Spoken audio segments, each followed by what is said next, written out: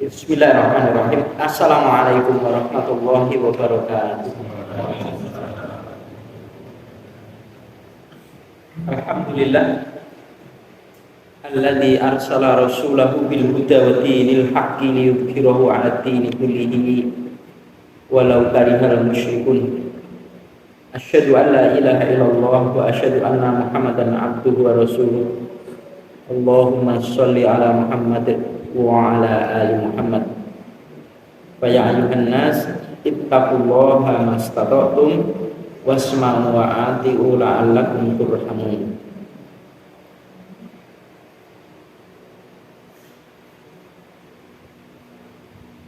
Bab 76 terus ihtimalil adat.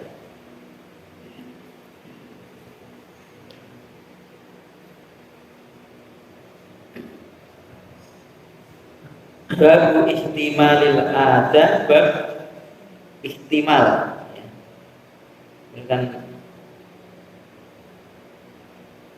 penanggungan dalam menghadapi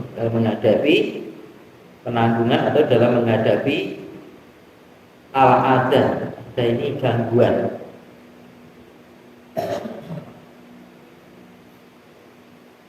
Gangguan yang ditujukan untuk menyakitkan seseorang lewat ucapan ataupun perbuatan dan sebagainya. Qala Allah Ta'ala, berkalam Allah Ta'ala, wal kadhimina al-ghaidha, dan orang-orang yang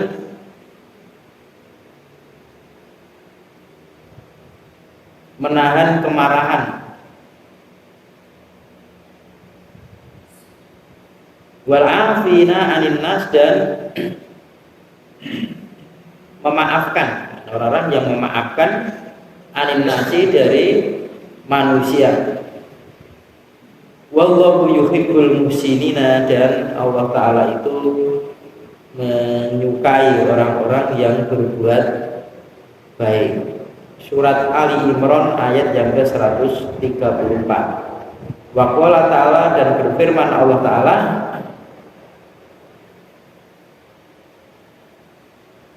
walaman sobara wa ghafara inna dzalika lamin azlil umur, dan sungguh orang yang sabar dan memberikan ampun, pemaaf, artinya sesungguhnya pada yang demikian itu sungguh dari orang yang azmil umur, orang yang bertekad bulat dalam satu urusan, artinya diteguhkan dalam satu perkara, dalam urusannya.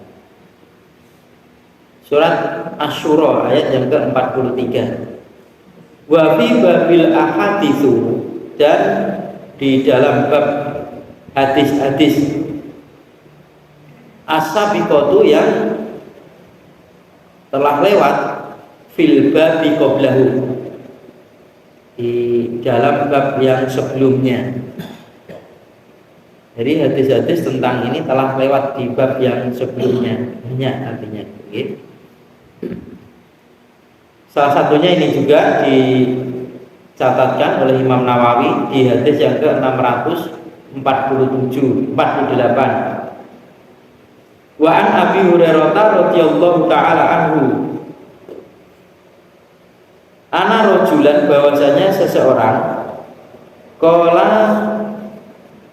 berkata, ya Rasulullah, wahai Rasulullah, innali korobatan, sesungguhnya padaku itu ada kekerabatan, itu punya kekerabatan. Asluhum, aku itu menyambung kekerabatan mereka.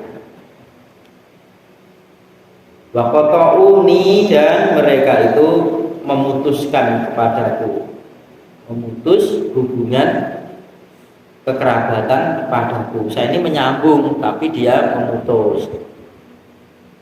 Wa usinu ilaihim, dan aku itu berbuat baik kepada mereka, wa yusi'una ilayya, dan mereka itu berbuat jelek kepadaku. Kerabatnya tadi, saya sudah berusaha berbuat baik kepada kerabat tadi, tapi kerabatku tadi ya Rasulullah berbuat jelek kepadaku. Wa ahdumu anhum, dan aku itu berbuat lembut kepada mereka, kerabat tadi. Jadi hum itu adalah kerabat mereka. Wa jahaluna, dan mereka itu berbuat bodoh alayya kepadaku. Bodoh ini mewakili perbuatan kasar, ya, bengis.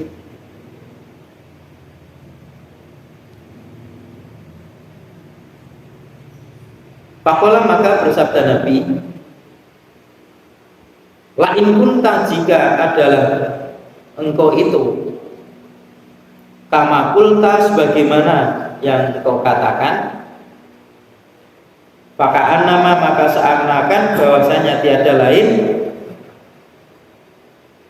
tusifuhumul malla, engkau itu memberikan suapan kepada mereka debu yang panas.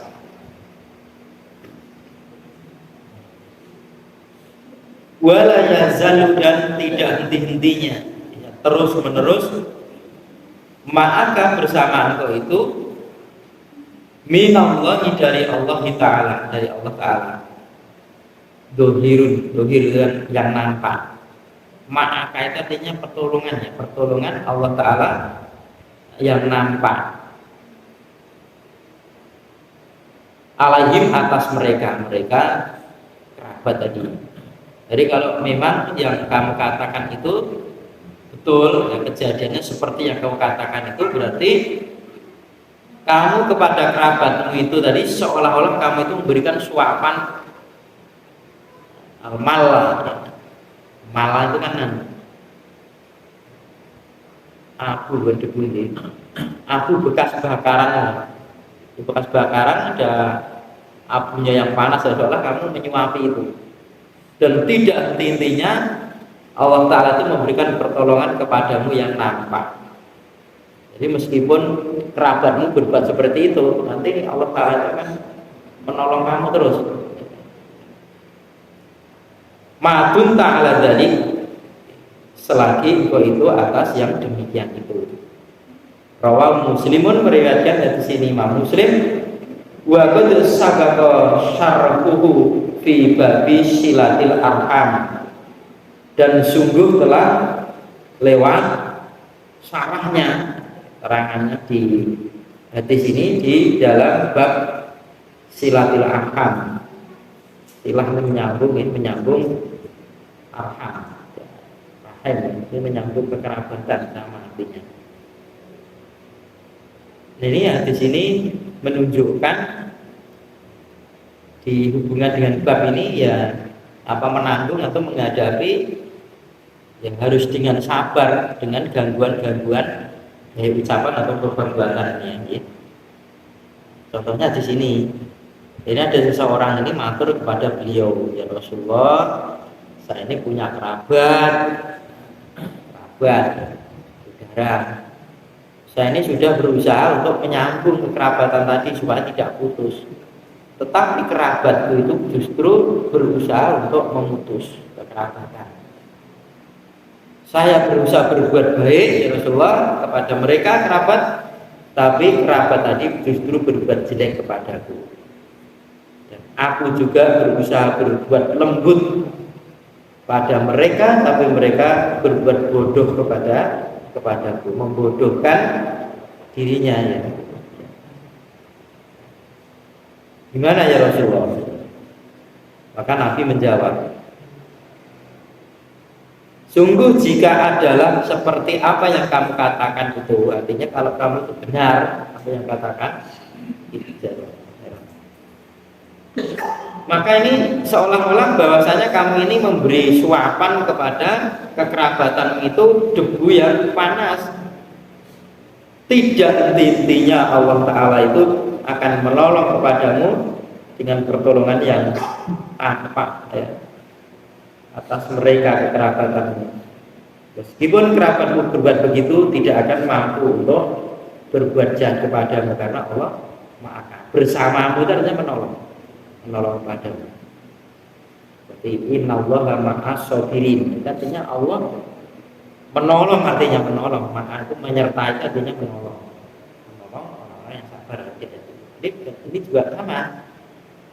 Kalau terus menerus keadaannya itu juga Allah Ta'ala itu tidak intinya akan menolong kamu dalam pertolongan yang jelas selagi kamu berbuat demikian itu. Artinya kamu tetap menyambung, dia berbuat jelek kamu tetap berusaha berbuat baik, dia memutus kamu tetap berusaha menyambung, mereka berbuat kasar kamu tetap berlemah lembut kepada mereka. Keadaanmu tetap seperti itu, maka pertolongan Allah Ta'ala itu terus. Di selain itu kan innallaha yamallu hatta tamallu. Jadi Allah Ta'ala itu tidak bosan sampai kamu bosan. Jadi kamu berbuat baik, kita berbuat baik diganjar, berbaik diganjar, berbaik diganjar terus, tidak bosan Allah Ta'ala. Sampai kita meninggalkan kebaikan, sudah pahala itu justru akan terputus.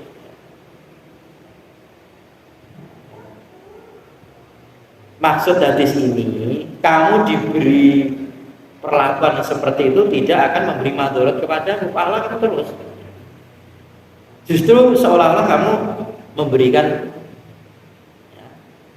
abu yang panas tadi. Kayak orang diberi salam tapi tidak mau jawab nih.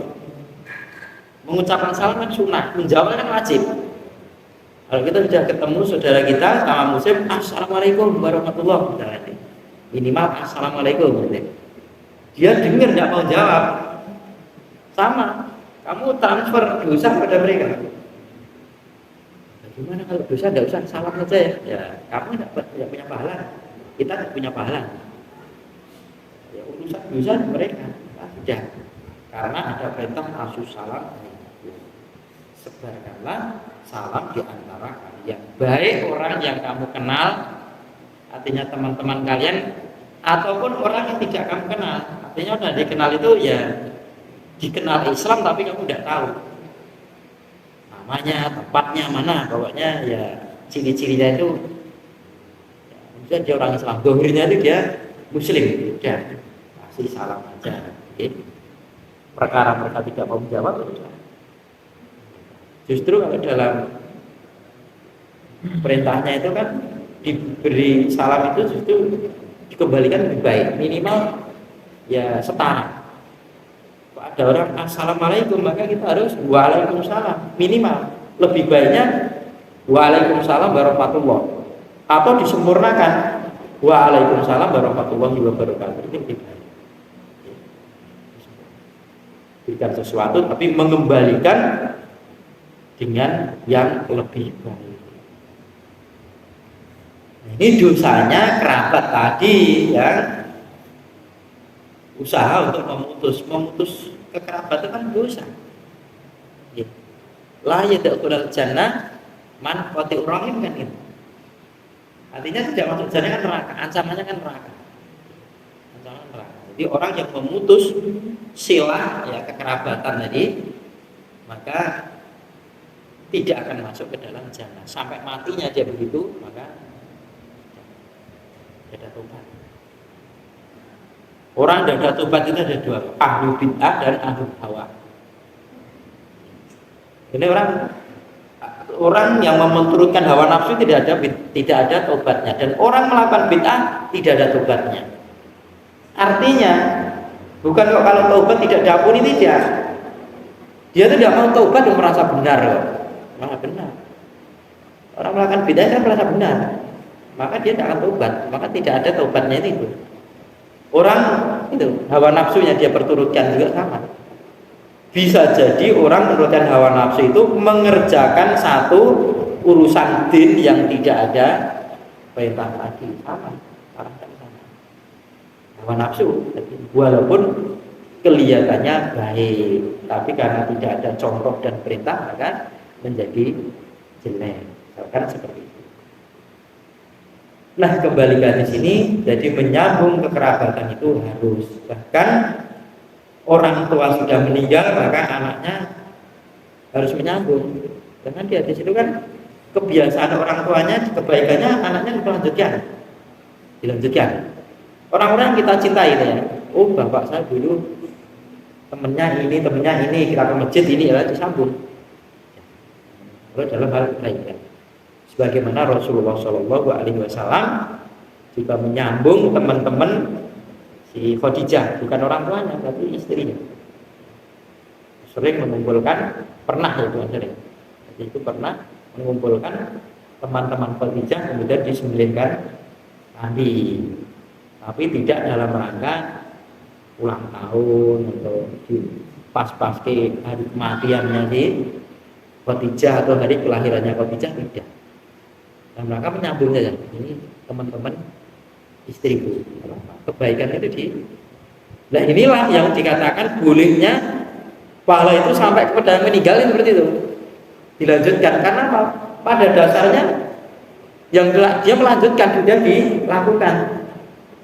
Orang tua kita ketika hidup itu sedekah rutin, misalkan sedekah subuh misalkan, tiap pasti orang tuanya itu sedekah subuh. Lah anaknya melanjutkan. Nah, ini pahala yang sampai seperti itu, termasuk kelakuan anak yang soleh seperti itu, karena melanjutkan ini perbuatan baiknya dia.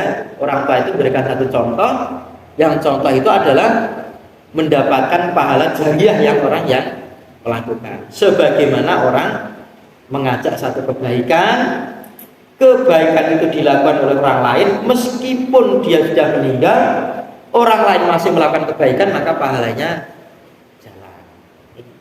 Jariah, bukan kok transfer pahala, bukan. Itu karena dia melakukan kemudian dilanjutkan oleh orang lain. Dia menjadi sponsor yang awal. Orang meniru kebaikan dia, maka dia akan mendapatkan kebaikan sebanyak orang yang meniru dia, sebagaimana kejelekan. Kita tinggalkan di bab yang ke-76. Sekarang bab yang ke-77. Satu bab, satu hadis. Bab al-ghadabi, bab al-ghadab, bab marah, rasa marah. Idang tuhikat, ketika dilanggar, ketika diterjang atau dilanggar hurumatu, ya, kehormatan syar'i, ya, yang syar'i, yang syariat.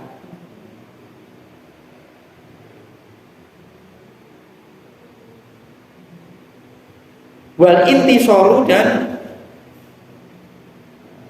menolong, ya, orang yang menolong lidinillahi ta'ala, pada dinnya Allah, agamanya Allah ta'ala yang maha tinggi.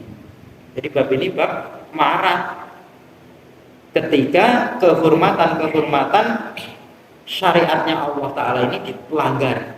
Jadi merasa benci, marah kalau ada orang itu melakukan dosa.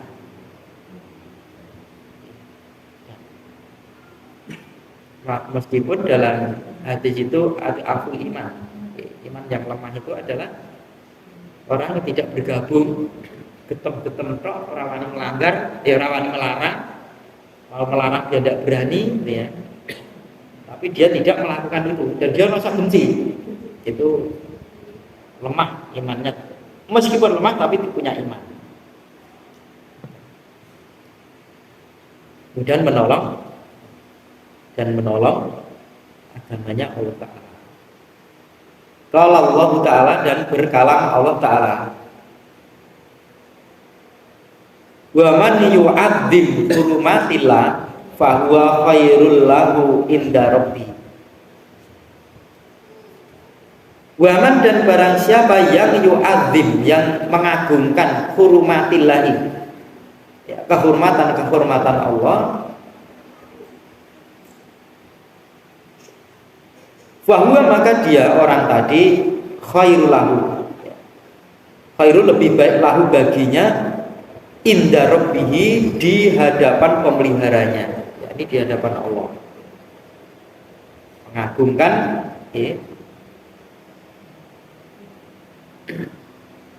kehormatan-kehormatannya Allah, batas-batas mana yang diperintahkan untuk mengagungkan dan mana yang batas yang tidak diagungkan, yang dilarang mengagungkan. Kalau Allah kan wajib diagungkan. Di surat Al-Hajj, surat Al-Hajj ayat yang ke-30. Wa qala ta'ala, dan berkalam Allah Ta'ala, in tansurullaha, jika kalian menolong Allah, yansurkum, dia Allah akan menolong kalian, wa yusabbit, dan akan meneguhkan aqdamakum, telapak-telapak kaki kalian, artinya pendirian. Bagaimana menolong agama Allah? Yaitu tadi menjalankan perintah-perintah Allah dan meninggalkan larangannya Allah, atau takwa itu menolong.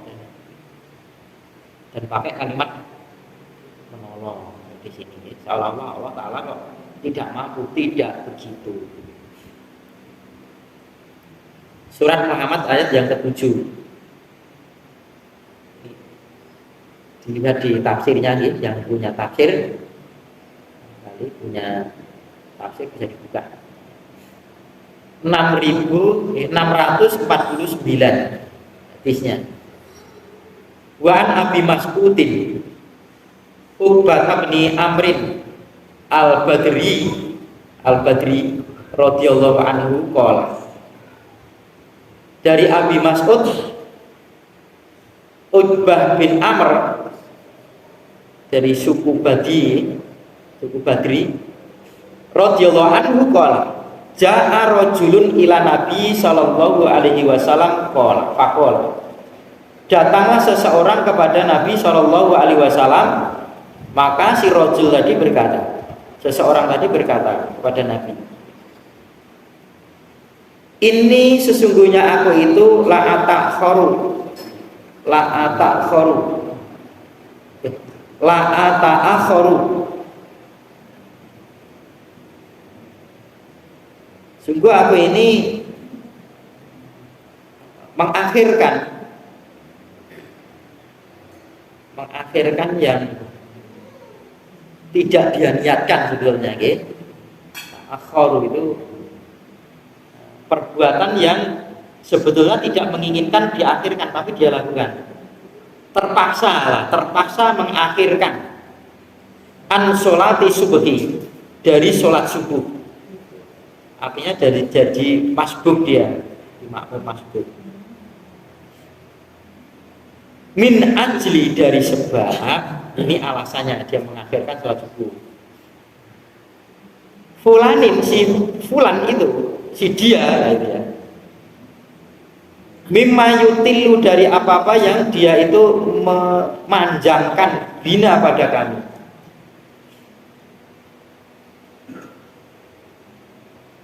Artinya saya ini terpaksa mengakhirkan dari sholat subuh saya ya Rasulullah. Alasan saya sih itu loh, pulannya adalah sebutan imam itu memanjangkan kepada kami. Jadi bacanya itu lama, soalnya lama, panjang, dia tidak sanggup. Famaro'aitu Nabiya sallallahu alaihi wasallam. Ini ucapan si rawi Uqbah tadi ya, Uqbah bin Amr yang mengatakan, maka tidaklah aku itu melihat kepada Nabi sallallahu alaihi wasallam yang ghadiba, beliau marah, fi mau'idotin, pada satu nasihat, di dalam nasihat, qotun, sama sekali, asyadda, yang lebih sangat, mimma ghadaba, dari apa-apa yang beliau itu marah, yauma idin, pada hari itu.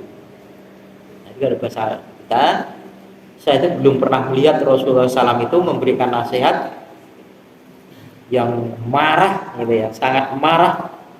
Tidak saya lihat sama sekali kemarahannya yang sangat itu kecuali dari itu. Dilapor itu Nabi marah, memberikan nasihat yang marah. Fakola maka beliau bersabda Nabi, ya ayuhan nas, dalam maidoh beliau, nasihat beliau, wahai sekalian manusia, inna minkum, sesungguhnya dari kalian itu, sebagian dari kalian itu ada yang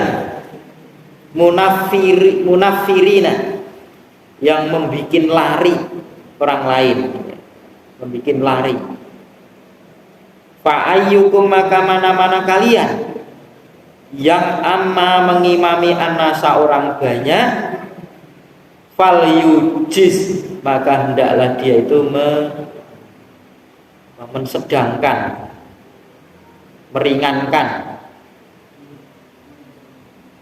Fa inna min waroi, maka sesungguhnya dari belakangnya imam tadi ada al-kabiro, orang-orang tua, wasoghiro, dan ada anak-anak kecil, wadal hajati, dan ada yang mempunyai keperluan. Muttafaqun alaihi, disepakati atasnya.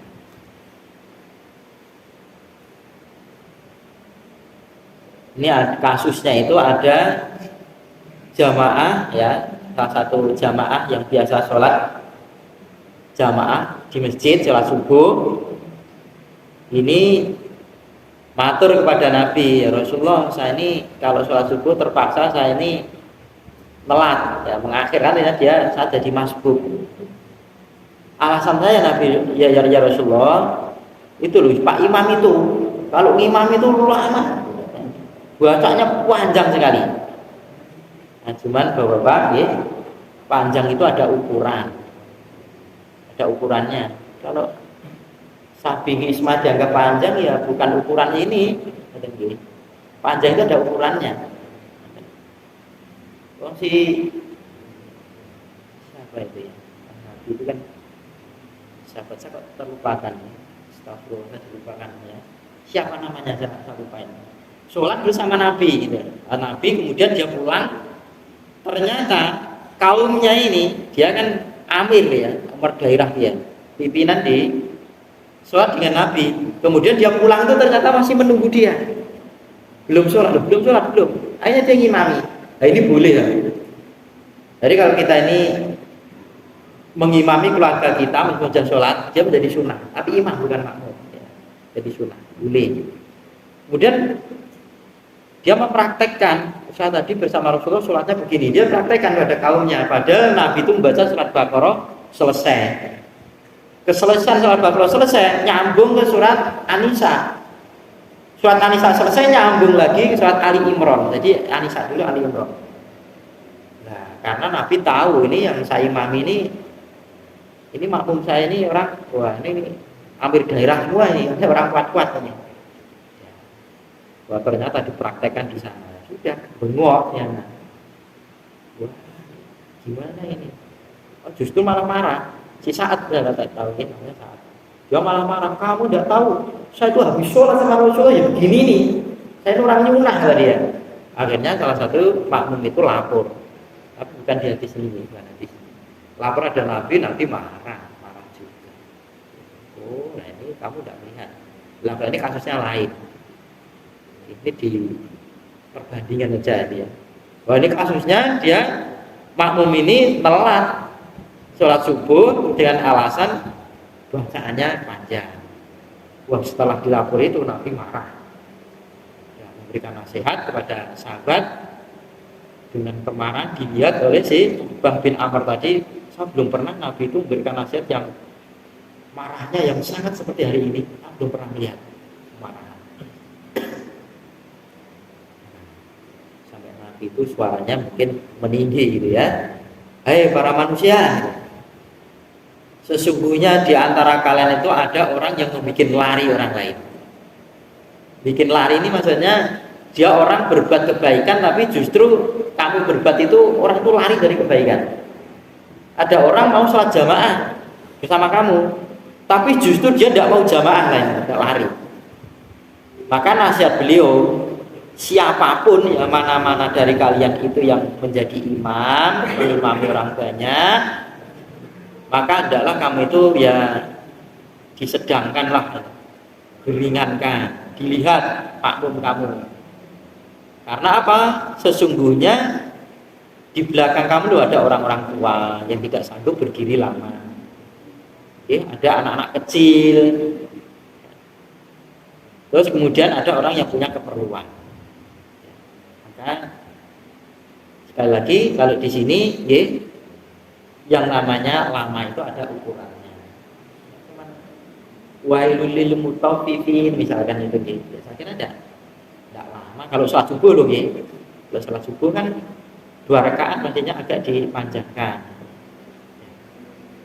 Dan Rasul sendiri punya ukuran. Seperti di sholat Jumat sholat Jumat itu kan letak daripada kepahaman seseorang dalam din ini, yaitu memendekkan khutbahnya dan memanjangkan sholatnya. Paling tidak setengah. Orang kan sering kebalik Bang. Balik khutbah setengah jam. Khutbah itu kan nasihat. Nasihat itu untuk kakek judul satu pembahasan ngawur. Intinya nasihat itu nasihat untuk takwa kepada Allah, menjalankan perintah Allah, meninggalkan larangan. Terus sholatnya pendek. Maka Rasulullah disuruh mengira-ngira. Paling panjang ya surat Al-Jum'ah dan surat Al-Munafikun. Monggo. Di Jum'ah dulu boleh, surat Al-Munafikun dulu boleh.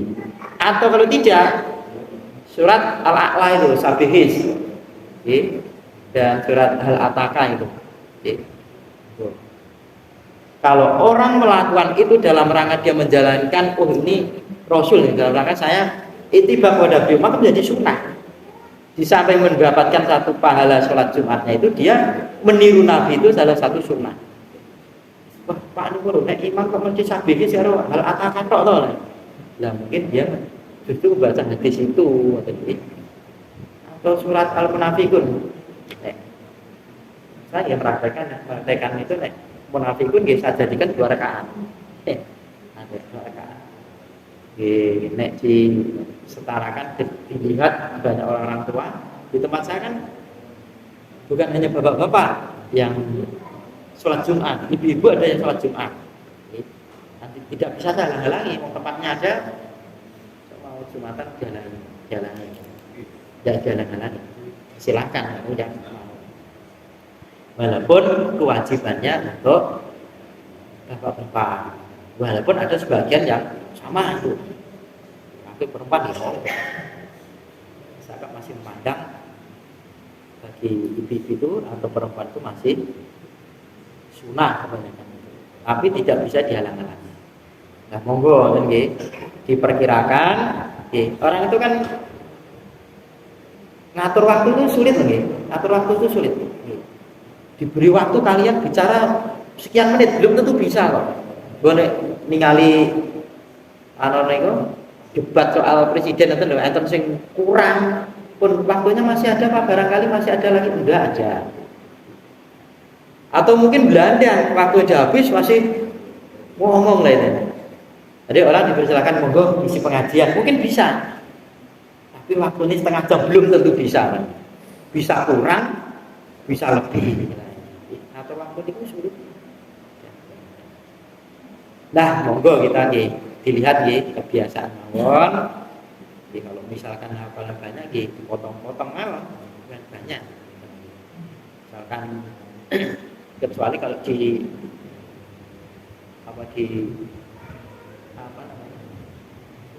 tempatnya jauh lah itu di Jawa Timur itu malah Pak Temboro. Temboro itu ada temennya sana itu katanya tinggal milih kan. Atau satu malam itu 1 juz atau 2 juz, bahkan di Mesir itu pernah itu satu malam itu 15 juz. Insyaallah. Wallahu a'lam. Cuma dapat cerita bagaimana. Berarti orang-orang tertentu kalau seperti itu. Ya kuat. Apa enggak saya tahu. Tapi kalau di Temboro karena ada teman mondok di sana itu ya saya lebih meyakini beliau. Kalau sholat tarawih 1 juz itu masih bisa. Pokoknya baca Quran itu 1 juz itu ya paling tidak setengah jam. Malah lebih tidak apa-apa. Kalau kurang setengah jam berarti panjang pendeknya 6 ketukan mat wajibnya tidak terkontrol itu. Sudah dipraktekkan beberapa orang itu. Maka kebanyakan orang-orang yang menyemak hafalan itu, masuk di tempat saya menyemak itu kalau kurang dari setengah jam justru kan ulangi. Oh berarti kamu dengung-dengungnya panjang pendeknya tidak terkontrol. Tapi kalau ngapalkan sendiri dalam rangka monggo. Nah dalam sholat juga begitu. Jangan coba mawon. Baca 1 juz kok cuma 15 menit itu berarti jelata. Jelata. Ya. Kurang terkontrol. Berkenaan dengan hadis ini Bapak sekalian di tempat masing-masing lebih tahu, lebih tahu sendiri. Misalkan di sini lebih tahu. Oh ini panjang lah, mungkin biasa panjang. Panjangnya mungkin surat Ar-Rahman lah misalnya gitu. Nek kebiasaan dibaca itu Ar-Rahman sampai selesai ya monggo. Kira-kira kalau udah biasa kan berarti kan kuat. Adapun tentang makmum yang kadang datang kadang tidak itu tidak masuk dalam hadis ini. Nek pedagang mampir lah ini bukan. Tidak termasuk ini. Engko lapisan kapok lah ngene. Kan kapok. Wah, ini ning kono salate ya ngene. Bacaannya panjang. Berarti kan bukan yang dimaksud ini kan ini orang yang jamaah taat di sana. Maka dia tahu. Betul, kan saya mengakhirkan. Dan imam itu harus menguasai ya, karena imam itu tidak bisa diatur. Maka seorang muadzin itu juga tidak bisa gue kayak sholat tidak bisa betulnya. Terserah imamnya. Kalau dulu imamnya begitu muncul ya sudah komat. Belum muncul lama ada apa? Diparani oh ternyata Nabi enten keperluan dereng medal akhirnya kan terjadi sholat atamah itu. Nabi melayani tamu yang harus diselesaikan. Boleh. Nah, maka imam ningali kawon tenan. Kok ini perlu saya segera disegerakan. Dalam hal maghrib apalagi seperti itu maghrib itu kalau habis adzan langsung ke umat bisa. Sholat sunnah dulu monggo. Kan Nabi sholat sunnah sebelum maghrib itu Nabi kadang melakukan kadang tidak. Monggo. Sebagaimana sholat asar ini kadang kalau habis asar kan tidak ada. Dan ini perhatian di imam maka disesuaikanlah bacaan itu. Maka kalau boten anu. Tapi nek terlalu ngebut lah niki. Apa arep rukuk arep maca rampung lah ada. Habis atayat awal maca Fatihah kurang itu separuh sudah takbir lah ini kan. Tapi soal bacaan misalkan kok di satu masjid mampir kono mesti saat maghrib bacaannya mesti kulhu kali ina ataina lah mungkin anak-anak tok di situ lah mungkin bisa walaupun imamnya itu hafalannya mungkin banyak karena makmumnya seperti itu anak-anak tok itu mungkin 1-2 itu orang-orang sepuh pun tuyuk-tuyuk lagi pun dari saat itu Amin. Fa aku qouli hada astaghfirullahaladzim. Alhamdulillahirabbil alamin. Subhanallahi wa bihamdihi asyhadu an la ilaha illallah. Assalamualaikum warahmatullahi wabarakatuh.